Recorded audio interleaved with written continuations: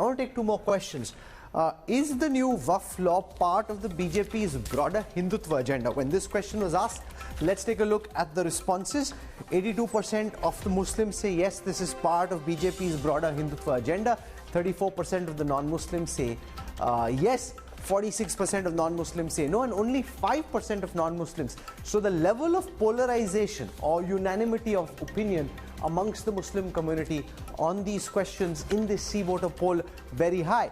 I want to take the next question. Will the new Waqf law benefit the Muslim community? When this question was asked, 8% of the Muslims and 52% of the others said yes. Only 8% of the Muslims saying yes, 87% saying no, 22% of the others say no. But 87%, again, Yashwant, it comes back to this. And if you compare the proportion, the percentage of people having reservations with this new law, especially those most impacted, you don't usually in polling get to see high 80s as a percentage, which means that virtually the entire community is unanimous in its opinion that this is bad news.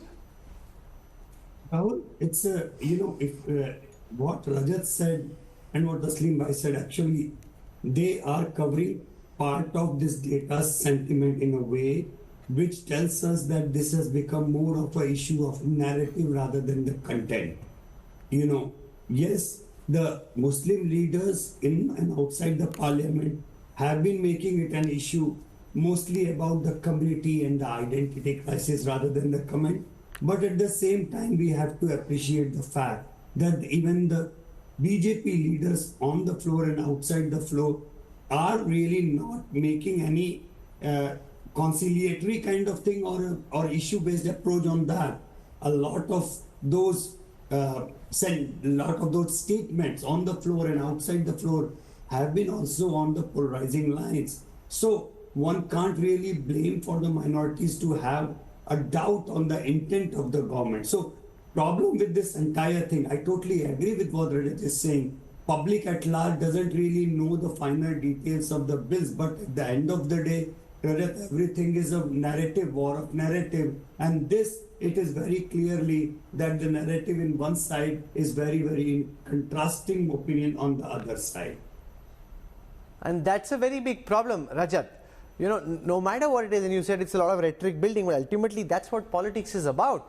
And here, if the question is, has the government been able to win over those most impacted by the law, then all these responses taken together and aggregate would say a resounding no. That's the reality. That's what the numbers suggest. Right. No, I agree with you. I think no bill should necessarily be looked at from the perspective, is it trying to please a community or not? That's the wrong objective. Here, it was trying to correct a wrong which was patently in those specific act which was now repealed. It was because it was against natural justice. So government was trying to correct that wrong and only that wrong. And let me tell you, Waqf remains a statutory body. It is not a religious body as such. And I think this is where, all of these conversations would be debated on the floor of the Supreme Court also. A lot of these lawyers will go out and debate that. But the moot point remains that both the Treasury bench and the opposition bench should not have sensationalized a serious public policy concern. And the Treasury bench should also have spokespersons. A minority affairs ministry should have a spokesperson in Hindi or in any other language should actually read out the bill. Put out your perspective in as clear terms as possible, that at least the learned folks in the Muslim community can read it and at least then make a more nuanced perspective or know-how about that bill. Right now, the perception is, aapne meri Eidgah le li, aapne meri kabrgah le li. This is that one-line message which has gone in. This is the elevator pitch of Waqf bill to the Muslim community. Let Rauf Rahim respond to this, because while in your first answer, you focused more on the legality of this. Respond, sir, if you can, as best as you can, to Rajat Sethi's argument that in the manner in which the messaging has been communicated to the Muslim community, there's a lot of hyperbole, exaggeration about the impact this will have, suggesting that qabrs are being stolen and snatched away, which is not the fact, and that this is, WhatsApp university on steroids. So the first thing is that the rhetorics which are in Parliament have been throughout. I in fact was before the Joint Parliamentary Committee, and there also I found that members were at each other's throats. So it was before the Joint Parliamentary Committee also, unfortunately, things were not so good as to have a dialogue on law, which I tried my best to put it across, a part. If somebody like Mr. Imran goes on a rhetoric and doesn't explain the nuances of the law, doesn't mean that Mr. Owaisi didn't do it. He raised very pertinent questions of law, and those are very, very pertinent questions of law. And what you said, that targeting the Muslims, see, no bill will target a particular community. One should not, at least say so. The target has been to the Waqifs. Waqifs are those persons who are now lying in their graves. They, at a point of time, they in fact dedicated. The word is dedicated. They dedicated what they wanted and what they could to benefit for 3 reasons which are in the act. Now, when you say targeting the Muslims, the exact word would have been targeting the Waqifs. I say this for at least 3 reasons. One would be that earlier there was a limitation act which was not made applicable to the Waqf Act. Today, one has to sit and analyze as to why and what are the reasons why the Limitation Act is being made applicable. And the only reason I saw from the Honorable the Minority Minister, he said, was to cut down litigation. Now, if you want to cut down litigation, the first and the foremost important thing was to ensure that there are a number of tribunals created, because they are the starting point of any litigation. The High Courts could be a starting point. There is no bar to approach the High Court under Article 226, but the tribunals are the starting point. Tribunals have not been formed. In Gujarat, there was no tribunal for 1.5 years. The Supreme Court came up in a recent judgment and said, now eviction matters will also go before tribunals. So in a state, 2 or 3 people, they man the tribunals. They are woefully short of manpower. In each state, there should have been at least 5 to 10. In the entire state of Uttar Pradesh, there's 1 tribunal. Why?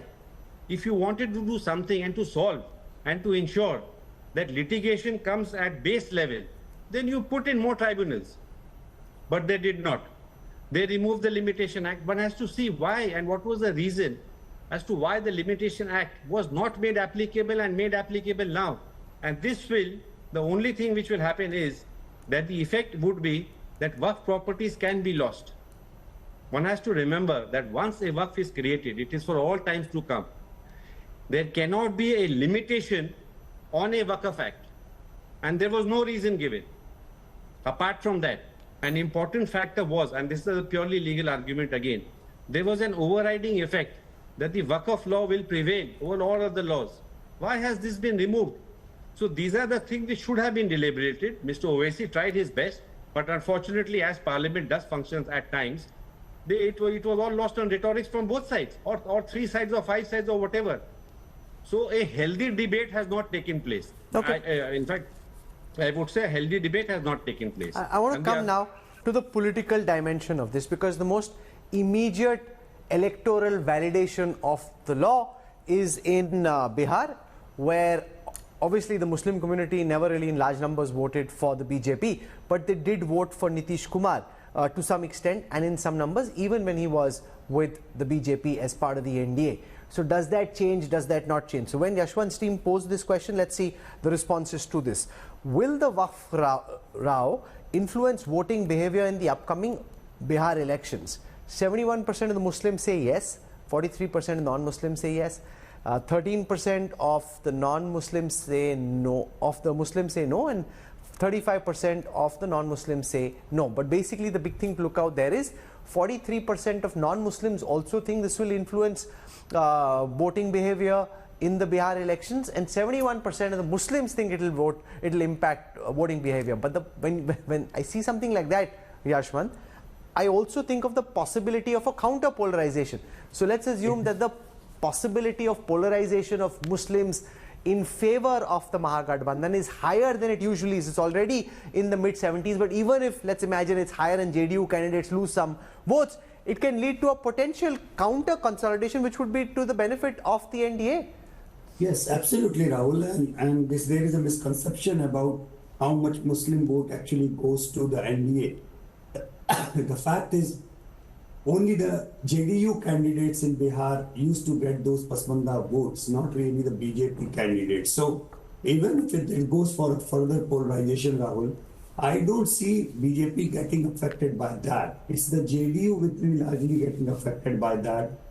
Maybe slightly a little bit the Paswan candidates, but not beyond that. And you are correct that politically speaking, the counter-polarization is what is going to benefit the BJP more, because it's the my sentiment, the Muslim Yadav consolidation has always been there. I don't think that is going to, dilute or further polarize it in any way. What BJP is not bothered is how many Pasmanda Muslims are voting for JDU. I think BJP's political game plan has more bothered about how to counter-polarize the rest of this stuff and go ahead with that. Okay. Deshrata Nigam, the fact that 71% of the Muslims think this will impact voter behavior in Bihar, how do you look at that? And the fact that 43% of non-Muslims also think this will impact voter behavior in Bihar.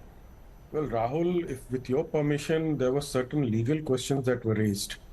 If you permit me, I'll answer that and then come to... Go on. Yes. The fact remains, we are in a constitutional democracy where bills are passed through discussions in parliament. You don't go on every issue to have a referendum with the people and then come back. There was discussions, there were suggestions taken, it was sent to joint parliamentary committee, then discussions were held within the parliament. If the opposition was underprepared, it is their fault. They were certainly highly underprepared, they had nothing to say on merits. Secondly, something called limitation. Limitation is an aspect all over the world. Limitation is an aspect of the judicial process. Otherwise, for all times to come, a dispute would remain open. You sleep over the period of time, come after 50 years, you say, yes, start litigating. Therefore, take any act anywhere in the world passed by parliament or Congress in the US, there is a limitation clause, and therefore, similarly, in this particular act, which was an anomaly earlier, this limitation has been brought in. So now let me come down to your political question. Yes, we are living in competitive politics. The NDA is competing with the Mahagathbandhan. So they will come with their own plans and schemes. Similarly, apart from correcting the, judicial wrong that has taken place, something which was not permitted in Islam, the Waqf by user, grabbing the land just because you have occupied it and used it for some time, and then you say you have dedicated it. And Amit Shah clearly pointed out, you can only donate what is your own property. You cannot, grab somebody's land. And that was taking place. Standard operating procedure was happening. The public lands were being taken, the private lands. Even a lot of Muslims were very, dissatisfied, and they came out openly in support of this particular act and the amendments that have taken place. So this competitive politics will certainly, this one-upmanship will take place. Yes, it redressed a wrong that was going on the ground, and it will politically benefit the party, and the Hindutva question will also come in, because here the Muslims probably are considering it only on the religious lines, not political lines. Please understand, and they are, polarizing itself. As you rightly pointed out, the counter-polarization will take place. No, but Rajat, is that part of the BJP's calculus, pushing this through the Bihar elections? कि वो तो हमारा vote है ही नहीं, उसको होने दो consolidate, हम अपना वोट पक्का करते हैं. That there will be a counter consolidation. See, Waqf was always their promise that they will deal with it. So they've already gone to the people on this issue, and they're only implementing their promises. Let Rajat respond to this. Rajat. So I think, Rahul, Bihar elections are still good 5-6 months away, and no party has the wherewithal to carry one issue all through for the next 4-5 months. So I don't think it should be seen in isolation. This is a core promise. These are core promises, ideological promises of the BJP, which it has stood by, and it has been a signature sort of a bill. Even UCC, for instance, remains a signature ideological issue of the BJP, and it should not be seen through the lenses of elections alone. BJP has its different machinery which takes care of election, which doesn't necessarily sort of mix with the policies, central core ideas of that the BJP holds very dear. Okay, I want to come to the next question. Which party stands to gain the most from the Waqf bill controversy in Bihar? So let's take a look at the responses, and this is divided again by community. 29% of the Muslims think the BJP is the one who gains. 15% of Muslims thinks the RJD gains. 26% think that the Congress is the gainer. JDU is the gainer, is only 5%. So it's net disadvantage JDU. Amongst non-Muslims, 43% say the BJP is the gainer. 15% say the RJD is the gainer. 14% say the Congress is the gainer. JDU is 3%. So basically, Taslim Rahmani, it seems amongst the large percentage of non-Muslims, they seem to think the BJP is the big gainer, and it could be net advantage to the BJP in terms of how this plays out from now till the actual elections.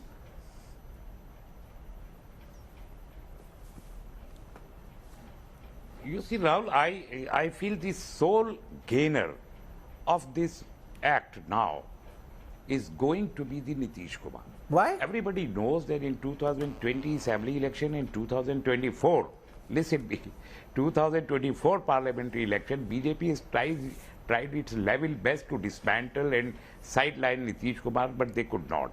But now, the Nitish Kumar will become a very, very pertinent position he will hold, that the BJP itself will try that the Nitish Kumar lives in the political arena of Bihar. Otherwise, if Nitish Kumar loses the Bihar and his strength, his political strength is diminished in Bihar, the central government will be affected after the election, or the JDU will split. No, but I'm not sure. I want to put Yashwant Deshmukh the same question. The logic could be counterintuitive to what you're saying. The logic can be that Nitish is the only real loser from the Waqf bill, that whatever percentage of Muslim votes amongst the Pasmandas he may have otherwise got may now switch over. The BJP still, even the data suggests this is the big gainer. The only one who stands to lose whatever little percentage of Muslim votes he has may potentially be Nitish Kumar. That's what your data is suggesting. Rahul, and our Bihar tracker has been consistently showing the drop in fortune of the Nitish Kumar numbers, and this is only going to, accelerate the disintegration of that. Whatever the smaller number of Muslims that he was getting, I think that will be in doubt, that will be in problematic. The gainer, if you look at it that way, almost like 31% of the electorate are saying Congress and RJD alliance is going to be the gainer, So it is showing us the further polarization of the Bihar side of electorate, and I don't think JDU is going to gain anything out of it. It is only going to accelerate its decline. Okay.